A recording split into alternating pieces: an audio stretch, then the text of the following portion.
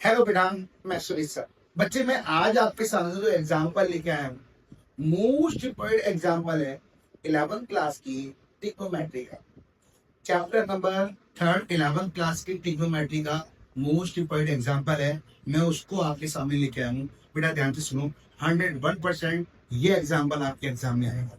ठीक है बेटा, चलिए स्टार्ट करते हो। कौन सा एग्जाम्पल है जो आपके एग्जाम में आने के 100% चांस है आपके सामने है। सम क्या दिया है? सम दिया है cos square x plus cos square x plus pi by 3 plus cos square x minus pi by 3 equal to 3 बेटा आपको यहाँ पे ये प्रूफ करना है कि ये वैल्यू जो है, ये वैल्यू 3/2 के बराबर है।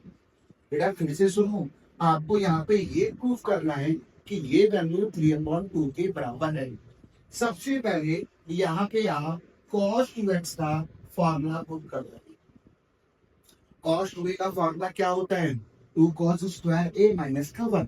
बेटा 2 cos स्क्वायर a माइनस का 1, मैंने माइनस का 1 तो साइड चेंज करके प्लस का 1 लाया, देन मल्टीप्लाई को डिवाइड में कन्वर्ट कर दिया। ये आपकी cos स्क्वायर a की वैल्यू आ गई।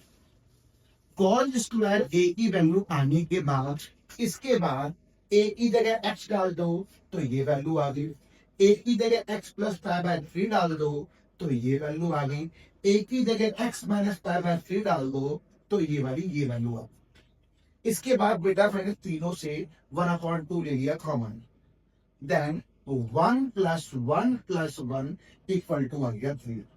इसके बाद cos 2x plus pi by 3 plus cos 2x minus pi by 3, ये वैल्यू सेम की सेम आ।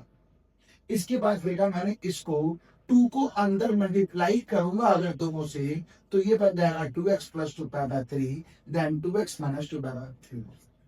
बेटा ये बाकी सेम का सेम है। 1 plus 1 plus 1 is equal to 3, then cos 2x same आ गया, यहाँ पे मैंने 2 से मल्टीप्लाई कर दिया। आपको साफ साफ दिखाई दे रहा होगा बेटा, cos 2x plus 2 pi by 3 cos 2x minus 2 pi by 3, ये आएंगे अप्लाई हो रही है cos a plus b cos a minus b। क्या होता है? 2 cos a into cos b। ये होता है 2 cos a into cos b। मैंने इसके बाद यहाँ पे क्या किया, मेरे बच्चे इन दोनों में ये फॉर्मूला अप्लाई कर दिए। ए की वैल्यू 2x आ गई, बी की वैल्यू 2 पाई बाय 3 आ गई। देन इसके बाद आपको साफ साफ पता है 1 और 2 तो आ ही रहा था बेटा, ये 3 आ रहा है, ये आ गया आपका cos 2x। मेरे बच्चे मैं इसको चेंज कर सकता हूँ। इसको मैं क्या लिख सकता हूँ? मैं इसको लिख सकता हूँ cos पाई माइनस में पाई बाय 3, यानी 2 पाई बाय 3 को मैं अगर चेंज करना चाहूँ, अगर मैं इसका एलसीएम लूंगा तो सेम की सेम आएगी वैल्यू।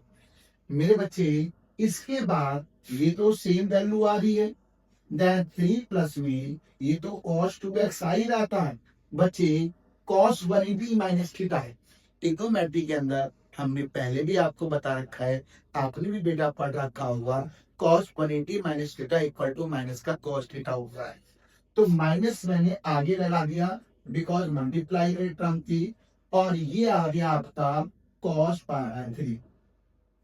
देन इसके बाद हम एक काम करेंगे, cos पाई बाय 3 की वैल्यू डाल देंगे। अगर मैं cos पाई बाय 3 की वैल्यू डालता हूँ तो बेटा cos पाई बाय 3 कितना होता है? 1/2 होता है। देन 2 से 2 कट जाएगा बिकॉज एक मल्टीप्लाई में है और एक डिवाइड में है।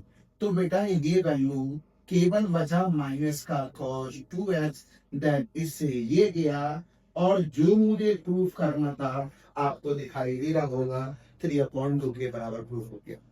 बेटा ये क्वेश्चन आपके एग्जाम में 100% आने की उम्मीद है। बहुत इंपॉर्टेंट क्वेश्चन है, यानी कि मैथ में फिक्र मत करो, आपको मैं करा दूंगा। ओके बेटा, बाय बाय, टेक केयर।